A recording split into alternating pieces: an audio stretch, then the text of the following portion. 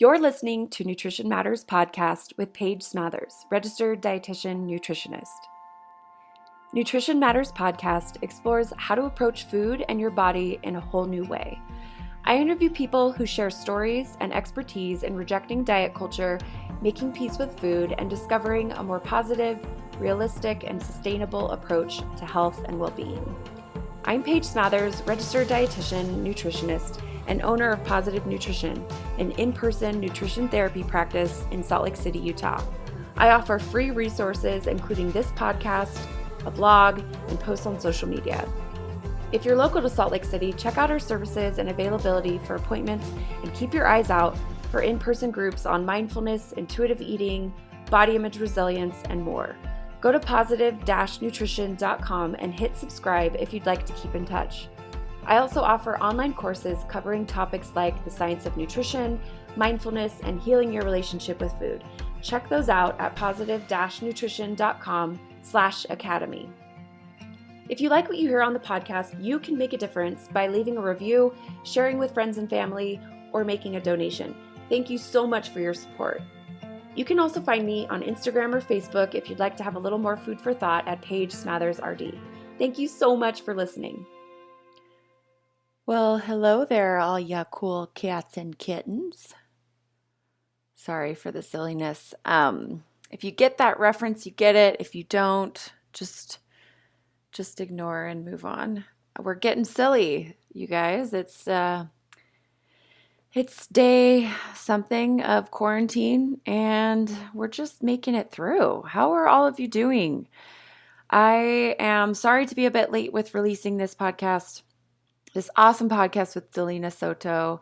She's fabulous. I'm getting it out late, not because there's anything not amazing about her, just because it's been kind of an upside down time. So here we are, getting this episode out. It is Tuesday, March 31st. We're smack dab in full-on quarantine mode where I am. I've recorded a couple episodes about being in quarantine and this time and dealing with homeschooling and working from home and just thoughts on all of this stuff. So if you're interested in that, refer back to the last few episodes. And then also I just want to give a quick shout out. I will be releasing an episode, I think next week, with a therapist friend of mine where we're going to be talking about some self-care stuff for this time. And really exploring the nuance beyond just kind of what I'm seeing online, which is messaging like, you have to eat amazing gourmet food and you have to exercise every day and you have to have perfectly happy homeschooled kids. There's that message. And then there's also the message of like, just sit on your couch all day. Don't move. If you are, there's something wrong with you and your relationship with food. I just feel like the messaging right now is really polarizing and just kind of, a lot. So I thought it would be kind of good to provide somewhat of a conversation for you to sort of spark some ideas in your own life of what might work for you and how we might settle into this new normal a bit. So keep your eyes out for that. And then without further ado, I am so excited to share this podcast with Delina, with all of you. She is someone who I just really love her work and I just think is really smart and really doing important work. And so I've wanted to have her on the podcast for a long time. And when I reached out and invited her, she let me know that she wanted to talk about kind of intuitive eating in the Latina community. And I'm excited to share this conversation with you all about her thoughts of how this relates and what's important, what are the distinctions and the important things to think about in this particular circle. So with all that being said, it's also a really interesting time to be releasing this podcast because Delina was home, working from home when we recorded this back in January, and her kids were kind of at home and not necessarily quiet, which I totally relate to. And so you're getting some real life here, guys. This is real life recording, working from home. I appreciate all of the grace that has been extended my way with my clients. And I'm sure that many of you have experienced just kind of we're getting used to this idea of like we're real humans and we don't need to have perfectly silent houses to do our jobs and to record a podcast. And so I just appreciate all of your patience, and I'm really excited to share this with you. And without further ado, let's get into the conversation with Delina. Hi, Delina. Welcome to Nutrition Matters Podcast, and thank you so much for taking the time to join me today. Thank you, Paige, for having me. All right. So, do you want to just take a minute and kind of talk about who you are and what you do and just kind of introduce yourself just a bit? Yes, so my name is Delina Soto. I am an RD in Philadelphia. I have a private practice here in Philadelphia, in-person counseling. I do most of my counseling in Spanish. I am bilingual. I speak Spanish, and in the city of Philadelphia, we have a huge Hispanic population, but not enough healthcare professionals that speak Spanish. So I'm kind of in this world here where I'm constantly speaking Spanish with my clients. I'm doing a lot of translating of medical terminology and nutrition, and it's really cool. And it's very needed in my community, so I love the work that I do. And then on the flip side, I also do virtual counseling, which I market through my Instagram, and I market it towards Latinas because I've noticed that in the nutrition world, as we know, there's not a lot of diversity quite yet. And so a lot of what I hear from my patients and clients is that, they want to work with people that look like them, and that understand their culture and their language. And so that has been kind of how I've like wedged myself in the Instagram world and working with Latinas in the nutrition Yeah, space. that was actually my next question, was to ask whether or not you offer your services virtually. It sounds like you do. That's awesome. I do, yeah.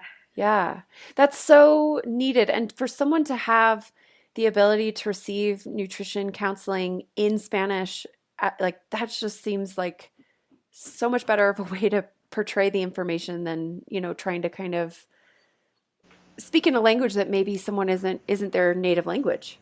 Yeah, and I think that it's weird because you might know the language, and of course we want to do our best as a healthcare provider, but sometimes certain things are missed.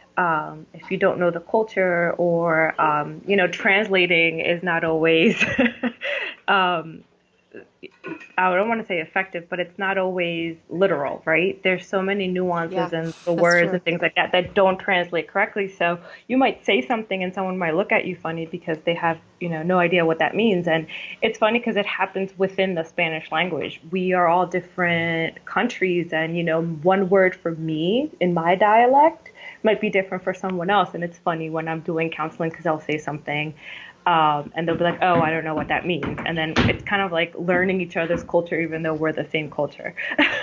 Right, and that's important to say, like not the Latina community is not monolithic, right? So it's not No. like, oh, once we talk about it today on the podcast, Yeah. you'll have everything figured out, right? It's like, No. I mean, yeah, that there's lots of problems with that logic, but I just wanted to say that up front. Like, it's a really good point that, yeah, even within speaking Spanish with your clients and patients, you still have moments where you're like, oh, I need to ask, like, what does this mean to you? Or, Yeah. yeah, How do you say that? Like, what is this food for you? I just actually had that happen to me on Instagram. I called bananas guineo, but other culture or other countries in Latin America call it plátano. But to me, plátano is a completely different food. Um, that's so funny. and someone messaged me and used the word plátano, and in my head, I went straight to plantains because that's what I call plátano. And we had this really funny interaction because she was talking about bananas, I was talking about plantains, two completely different foods. And she was talking about making smoothies. I was like, oh my God, you make smoothies with plantains? And she's like, no, no. I meant, I meant bananas. And I was like, oh my God, my brain didn't click, even though I know that other Latin American countries call it, plátano. It didn't click through Instagram. That's so It was funny. just a funny interaction.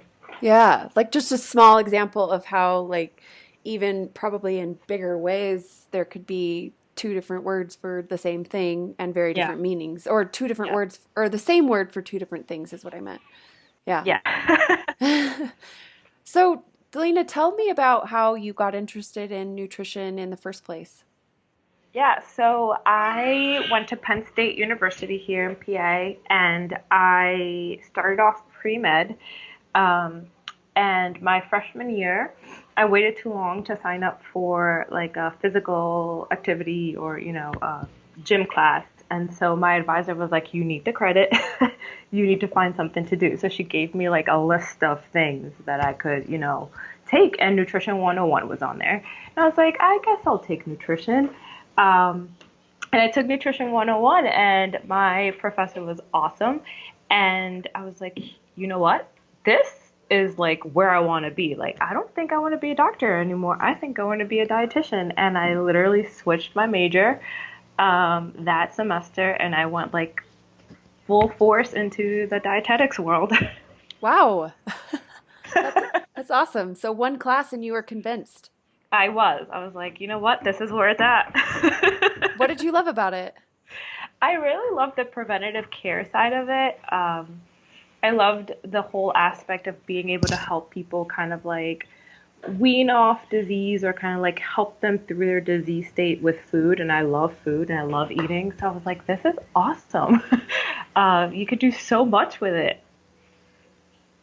Yeah, it's super versatile. I agree. And it allows you to be very creative and pursue private practice if that's your thing, or just lots of different angles to take it. Yeah, I mean, at that point, I didn't know there were so many, options in the career world. But I'm amazed that's, now knowing what I know, how much we can do as dietitians. Yeah. So when I come across your work, I get the vibe that you are really committed to like sharing nutrition information from a non-diet lens, right? Yes. So talk about kind of how did you discover that realm of nutrition? Because I know for a lot of people, that's not necessarily how they were taught in school. It wasn't really consistent with their training, but sometimes just where they sort of end up based on practical experience or based on looking at the science. I'm interested to hear your story there.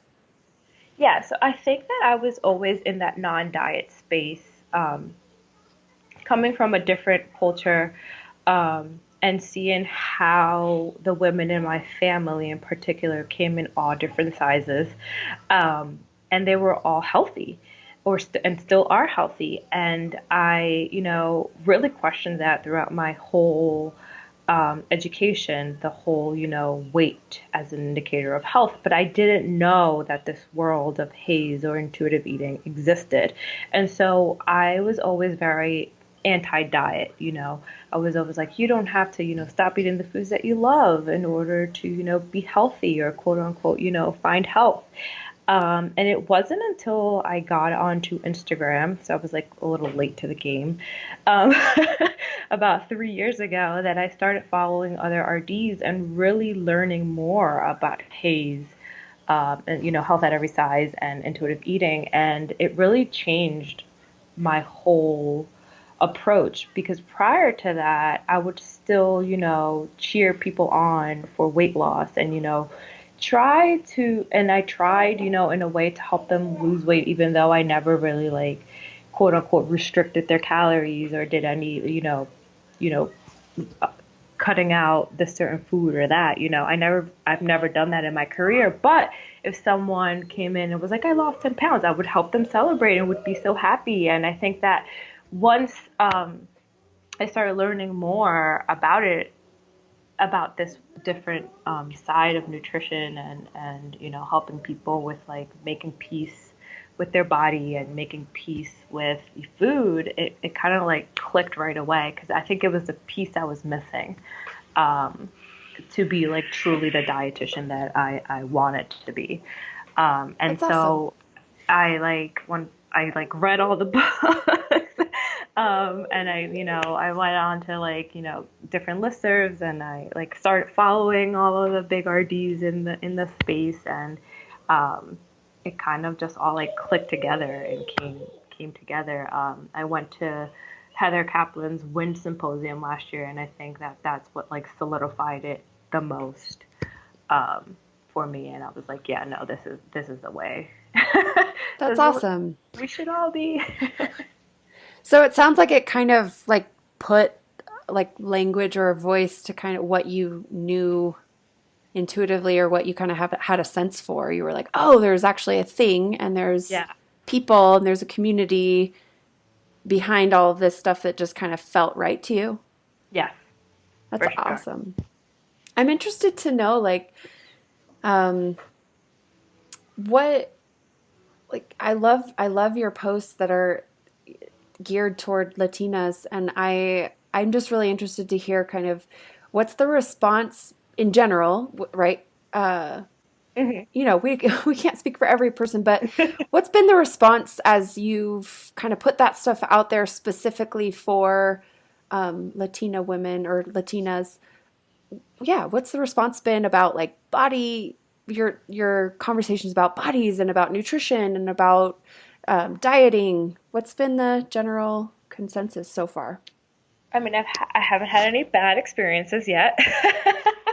I get DMs and messages every day just of women saying like thank you, just because they aren't used to seeing dietitians that kind of look like them or resemble them or speak their language, and so it really clicks with a lot of them. Like even if they don't, follow the anti-diet or non-diet space. They still resonate with the idea that I am someone that understands their culture. And so I haven't had any bad experiences yet. I mean, I just get messages of, thank you for being in this space, thank you for sharing the information all the time. And it really does help me want to continue to spread the message just because so many women do, you know, really want that information. And they might be new to it and they might not understand it quite yet, but they're getting it in a way that is kind of like um, it clicks with them because it's the foods that they eat, or it's like the kind of terminology that we use to talk to each other, or um, it's a lot, I guess. I don't know. I feel like I'm babbling, but yeah, no, I haven't gotten any bad feedback yet. Yeah, that's great. I'm interested to know like do you get the sense that this messaging of hey, you don't need to change your body. You can promote your health and well-being, but you don't have to go on really restrictive, crazy diets, and you can enjoy the foods that you want to enjoy. Do you feel like that, to me, just kind of looking in and observing and kind of having a general sense, it seems like that would just really align for a lot of Latinas. Like, oh, okay, yeah, I don't need to like make my body something it isn't. I can enjoy these foods that are so important to me and my family and my culture. Um, is that true, or am I off there, or would It you share is. anything No, else? you're right on the money. I think that it does resonate a lot because I feel like in the Latino community, in the Latina community, it's like two different coins, right? We have the television part of it, which is like a huge part in our community where, we grew up watching telenovelas and, the Spanish news and all of that. And it's a very like sexualized image where you have to have a flat tummy and like a big booty, and you grow up thinking that that's what Latina women should look like. But then you look at yourself at home and you look at everyone around you and you know that that's not the case. We come in all different sizes, and although we tend to be a little bit more voluptuous, in a way, not that every Latina is, I think that we kind of have that battle with ourselves internally because we want to look like something that's being portrayed to us in television, and then we look at ourselves and that's not the case. And so it's so many mixed emotions that I think as women, as Latina women, we feel. And so when you hear this message of you don't have to look that way, you can embrace your body no matter what it is, it does click with a lot of a lot of Latinas because yeah, we if you watch Spanish TV, I mean everything that's coming at you is like weight loss or like how can you fit yourself in a girdle to make you look like this or that. It's crazy. The Yeah, advertising. it must just feel so refreshing to like to just have this message you're thrown your way of like, no, let's question this thing Yeah. that maybe we've all just looked at and thought was, never even questioned before, just thought Yeah. was the reality, and now we're questioning. Yeah, and I think that I see the questioning happening in other forms, not just nutrition or dieting. There's, race being thrown in there because as Latinos, we come in different races, right? Um, we all share that culture, but we all have different skin colors. We come in all different shades. And so I think you see that also emerging a lot in our community that like Afro Latinas do exist. What we see on TV usually portrayed is, more of the lighter skin tones. Again, not different hair textures. So it's a lot that comes into play into Yeah, it. But I think that everybody's really moving towards like being more accepting of like all of us, which is great to see. that is so great. I think, oh, yeah, I agree. That's just amazing. So, talk a little bit about maybe some of the most common things that you see as a dietitian, either questions that pop up that are relevant to our conversation today, or anything that you feel like you talk about a lot in session with your clients that maybe we could explore together a little bit today. Yeah, so I think the topic of like white rice comes up a Okay, let's lot. talk about white rice. I love it. White rice and like tortillas. Um, White rice is, I feel like, one of the most feared foods when it comes to who I see. I mean, again, I primarily work in Philadelphia with a very Caribbean community. So in the Caribbean community, we eat a lot of rice. I can't say that's the same for South American or Latin America. We all have different foods, which is something that I think we should all be aware of. Different countries have different dishes that they, primarily eat. And so in the Caribbean, rice and beans is like our thing. And so, or peas, depending on the country. And so white rice is feared so much because, white rice is uh, demonized, I guess, in the wellness world a lot when we're promoting like you should eat brown rice and not white rice. And doctors will give lists like don't eat anything white and because you have high blood sugars or you're, tipping the scale a little bit. And it's what I hear the most. I think that that's one of the foods that are feared the most in the community that I work with.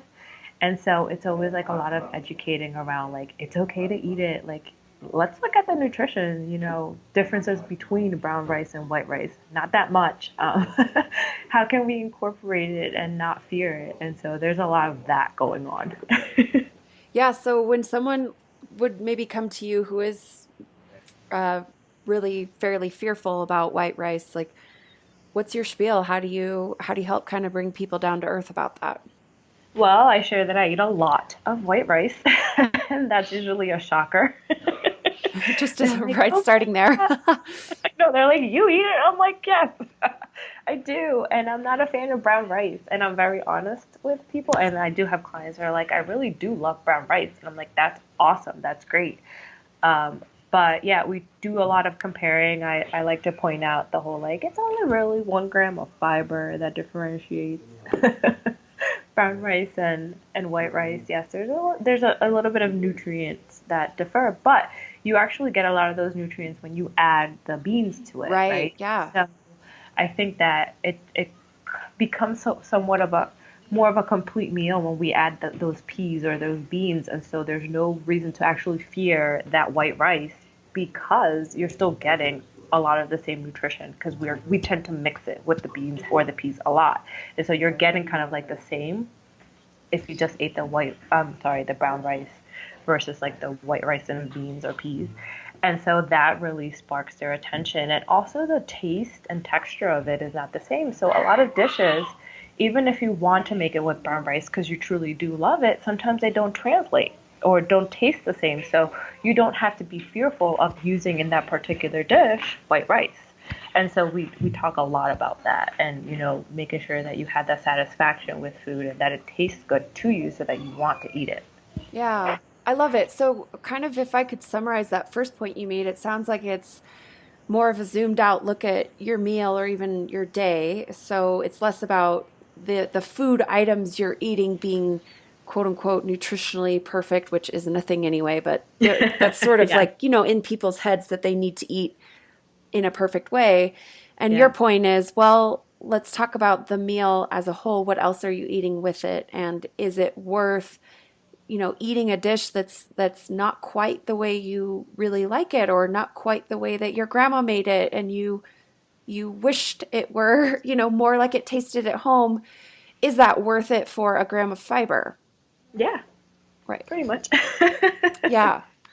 And I think that that's a really like important point that I'd love to hear you kind of elaborate on this idea of like what does it mean when a person feels like in order for them to manage a let's say a chronic disease or to work on preventing Hmm. health issues or to promote their well-being in general, what does it mean for a person to hear like you can't eat food that's important for you with your family, with your culture, with your traditions, with your heritage? Like just speak to that for a minute, what that means and what that feels like. Yeah, so I think that a lot of people feel lost, misunderstood. Um, it's kind of like they put a barrier between you and themselves because they no longer kind of like want to listen to that. I think it's, I forgot, someone sent me a study that they did in the Dominican Republic, which is where my family's from.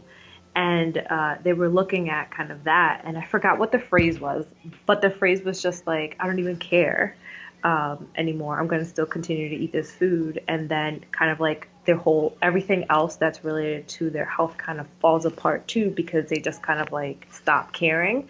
Um, and it's crazy because, white rice or food is not the only thing that's going to affect how you manage your chronic health condition Yes, or such a how good you point. prevent health.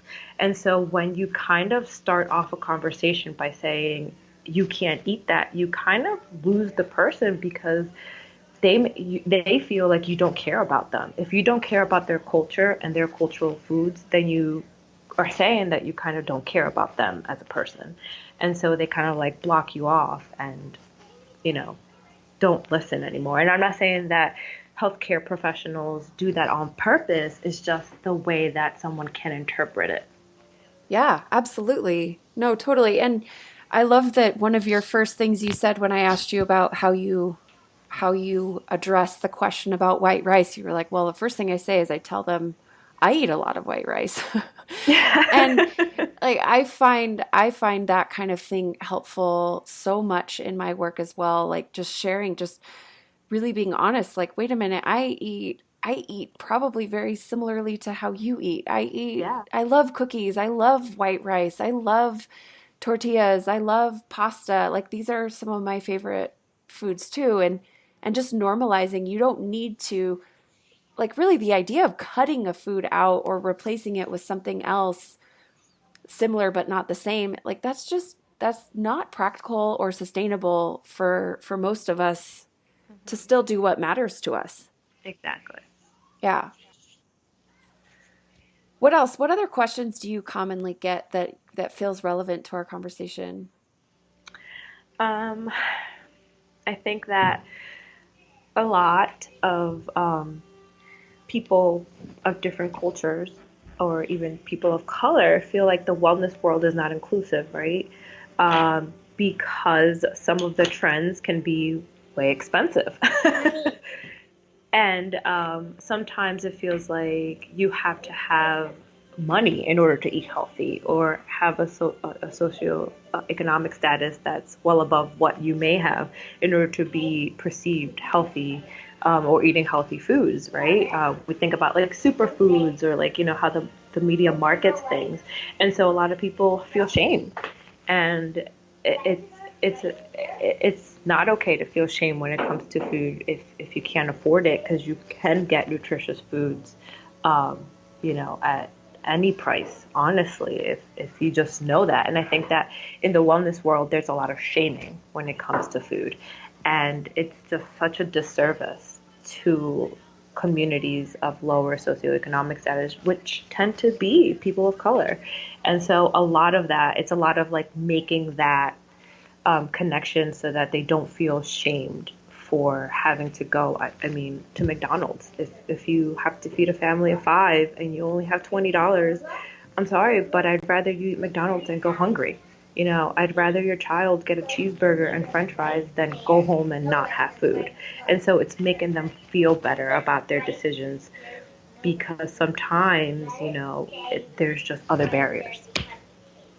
Yeah, and like I love that point. And I think that it's important to point out like the shame or guilt you feel about eating food is often way, way, way more detrimental to your health and well-being than the food in and of itself. So as we look at the shameful messaging in the wellness and health sphere, we have to remember like do we really care about people's health if we're adding in all this shame and guilt in our nutrition messaging, like we're not really promoting health at all.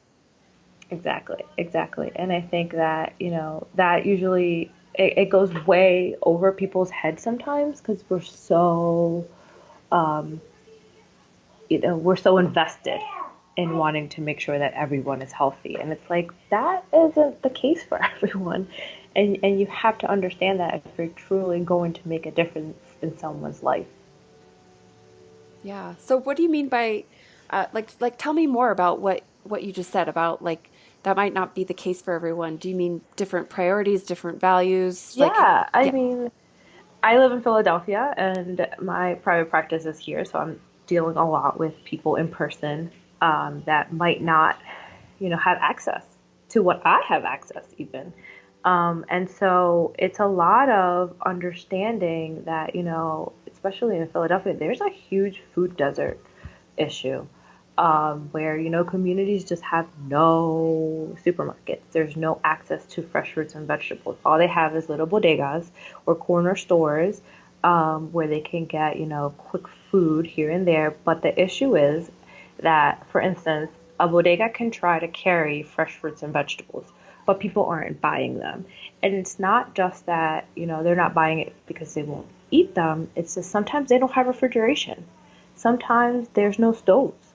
Sometimes all they have is a microwave. And so, like, they can't, store the food, or they can't cook the food, so they're not buying it. So, what we hear from bodega owners are, oh, well, we don't carry it because it goes bad. So it's us wasting money, right? And then we hear from the people in the community, well, we don't buy it because either we don't know how to use it, which sometimes is the case, or we don't have anywhere to store it, or we don't have anywhere to cook it. And so there's so many other issues that come into play when we discuss whether or not people are eating more fruits and vegetables, right? And then we have the issue that, some people feel like, oh my God, canned isn't good, frozen isn't good. I can't buy that because it's not good for me, so I might as well not eat it. Or it's not organic. There's so many Oh, different yes. things.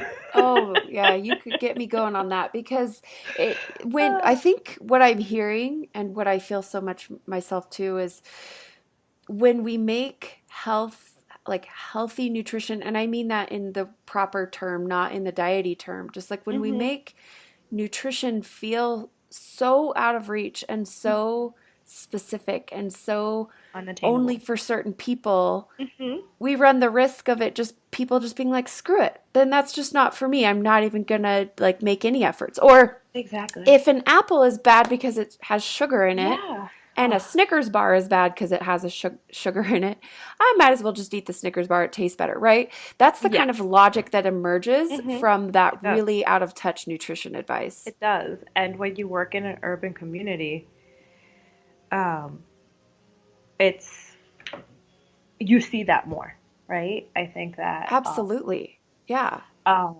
it's there's so much more.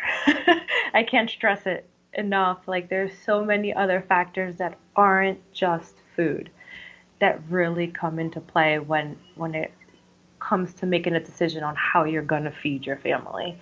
And I see that on a daily basis in my, in-person practice. And it's heartbreaking because like if you're not working with that community, you might not understand that. Right, right. And sadly, a lot of people who are, peddling diet products or in the wellness sphere, you know, Hmm. basically just making money off of posting Instagram things, A, aren't trained, and B, are super out of touch with what maybe the average everyday person is dealing with or confronted with when it comes to making these choices about food. And so I love this point you're making. Like, yeah, there's a lot of factors beside food Yes. that contribute to Yeah. our health or that we need to be working on it if we're really in the business of trying to help people live happier, healthier lives. It's not just Yes. about the food, for sure. Yes. Yeah. Um, so did you start off your career doing the type of work that you're doing right now, or have you kind of slowly transitioned to private practice, or how's your whole process been? Yeah, so I actually have always worked in the Latino community here in Philadelphia, just because being bilingual, I was just so needed, and I did not know that when I went into dietetics. I didn't realize that once I started applying for jobs and looking for jobs and realizing that everywhere I was looking really, really wanted someone that spoke Spanish in the community. And I always knew that I wanted to work in the community. I always knew clinical wasn't for me. So I knew graduating that that's the the positions I was going to apply for were going to be in the community.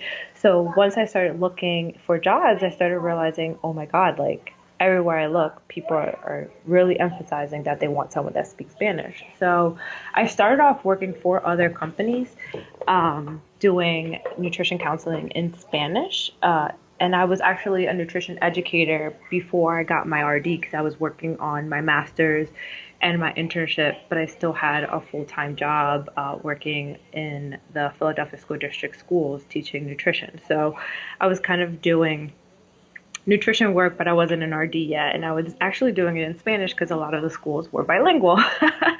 So I've always been in this world. And then about 3 years ago, I decided, you know what, like, I can't make all the decisions when I'm working for somebody else. They have they want to make their own decisions. They have different ways that they want to do things, and sometimes it doesn't align with how I want to do them. So I took a leap of faith and I started my private practice. Oh, that's so awesome. Okay, so that made me think of just let's talk really quick to anyone listening who's like considering a career in dietetics and what would you like? Let's say there's someone listening who is like, oh, I don't know, I want to be a dietitian, but all the dietitians I see don't look like me or don't talk like me or don't think like me or whatever, feel like an outsider for whatever reason. Mhm. Like, talk about your experience of being a dietitian and what would you tell them if they are feeling that way? I would say go follow Diversified Dietetics on Instagram ASAP because you're going to find an RD that looks like you on there or someone Yay. sharing their story. So And for I sure, actually interviewed Tamara and yeah, for, Indiana. yeah, Deanna a couple like a while ago, but yeah, so there's an episode here about that too. Yes, so for sure, follow them. And then honestly, the academy does have, the MIGs or the DPGs. I don't know the differences anymore. I feel like I'm like, what's the difference between a MIG and a DPG? I don't know But either. I know. Like, there's a difference, but I can't remember which one it is. But there's, specialty, groups. I don't want to say specialty, but it seems like every culture somehow has one. So you could definitely go in there and try to find more dietitians like you, and maybe reach out and talk to them. I know that I am part of Lahidan, which is Latinos and Hispanics in nutrition and dietetics. I think I got it. And I'm actually on the mentorship board with Violeta Morris, who's another RD, and so we're pairing, mentees and mentors together currently, which is great. So, um, yeah, just reach out and I'm sure you'll find someone that you can speak to. And if you're in the Latino community, you identify as a Latino or you work with Latinos and you want to learn more, La Hidan is here to kind of help you and kind of like bridge that gap. That's awesome. That's so cool. I didn't realize that that existed. I knew about diversified dietetics. Um, I'd also add, if I can, just that I really think the field of dietetics needs as many people to join as possible. Yes. You know, like we all benefit when people who wonder like, "Hey, would I fit in? Would this be right for me?" Like if you're wondering that, I think it's a safe bet to say like, "Yeah, we need you." Um, Yeah. whether that's body size or um, any other factor of how you identify, like we need more Hmm. different voices in our field. It helps us all do better, but it also helps reach more people who might otherwise take a look at a dietitian and say, "Yeah, she or he couldn't possibly, you know, get me, or I couldn't connect with them." So yeah, I think if you're wondering that, my vote is we need you. Yes, for sure. Anyone I meet that is thinking about it, I'm like, yes, you're welcome. Let's go. I love it. I love it. Well, what else? Is there anything else that you wanted to be sure to talk about today, or anything I'm missing as far as asking questions about what you do and what you're excited about and why you're excited about it? No, I think that we discussed a lot. I think that the issue, or talking about diversified dietetics is something that, needs to be spoken about. And again, also making sure that, if you are a dietitian and you are working with a different population, not to be afraid to ask questions about their culture. I just spoke to a group of interns at Immaculata University because I actually did my dietetic internship in PA at Immaculata University, and um, they asked me a question about that, and I was like, you know what? Like, I actually had a client that wasn't Latino. I mean, again, just because I, speak Spanish doesn't mean that all my clients are Yeah, Latino or right. Latina. I had someone from Africa, and she, she was from a country, and I honestly cannot remember the name of her country, but I had never met someone from her country before, and I didn't know a lot of her. So we spent a whole session just discussing her food and what her culture was like around food and what the foods they ate there were, and just me learning about her culture because I didn't want to make any recommendations or say anything that was going to go against her culture, and I didn't know her culture. So just because you don't know someone's culture doesn't mean that you can't be the right dietitian for them or that you can't help them. You just have to take the time to want to learn more about them Yeah, and and be, how kind of her to yeah. take the time to teach you. Yes, yes. I mean, she left with a few tips, but a lot of our conversation was me getting to know, more about her country and, what food means to her. Yeah, and even when you share as many things in common, as you could think of, there's still a lot of value in understanding what's important to a person who you might share culturally similar upbringings or whatever it might be. There still might be differences in like, oh, you actually value this. Oh, this Yeah. isn't as important to you. Okay, this really is important to you, right? Awesome. Well, Delina, talk about how people can keep in touch with you and follow along with the work that you do and maybe even reach out for a session. Awesome. So yeah, you can find me on Instagram. My handle is your.latina.nutritionist. And my website is on there, and you can just click on there if you want to schedule a discovery call, and we could definitely discuss whether or not I'd be a good fit for you. And if you're in the Philadelphia area and you just happen to be listening, you could actually also click on that link and then just go onto like the in-person tab, and you'd be able to find me there. If you're in Philly, I do accept insurances, so your insurance might cover your sessions. Great. Well, awesome, Delina. Thank you so much for sharing all this with me. And I've just loved learning more and chatting with you and connecting. Awesome. Thank you so much, Paige. Well, I sincerely hope you've enjoyed this conversation. If you haven't already, please go ahead and leave a review on iTunes. Thanks again so much for listening, and we'll see you soon for another episode.